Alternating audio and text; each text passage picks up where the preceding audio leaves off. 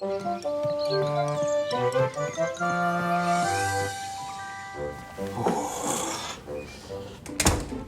favourite lunch. I can't wait. Oh, hello there. I'm Mr. Perkins. I'm one of the drivers on the Fat Controller's Railway.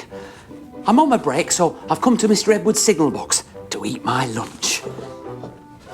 Oh, I've got fish and chips.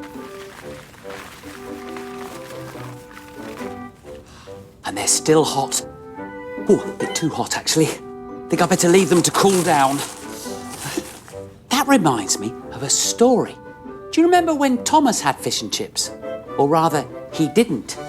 His driver did. Here we are. Thomas goes fishing. Thomas's branch line had a station by a river. As he rumbled over the bridge, he would see people fishing. Thomas thought it would be lovely to stop by the river. Every time he met another engine, he would say, "I want to fish." They all answered, "Engines don't go fishing." One day, Thomas stopped to take on water at a station by a river. His driver turned the tap, but it was out of order and no water came. "Never mind," said his driver, "we'll get some water from the river." They found a bucket and some rope and went to the bridge. The bucket was old and had 5 holes, so they had to fill it, pull it up and empty it into Thomas's tank as quickly as they could. That's good, puffed Thomas as he started along the valley. But then he began to feel a pain in his boiler and steam hissed from his safety valve. His fireman opened the tap in his feed pipe to let more water into his boiler, but none came. "Oh dear," groaned Thomas, I'm going to burst.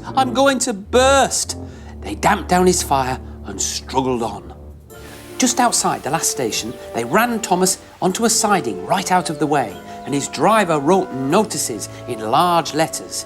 "Danger, keep away."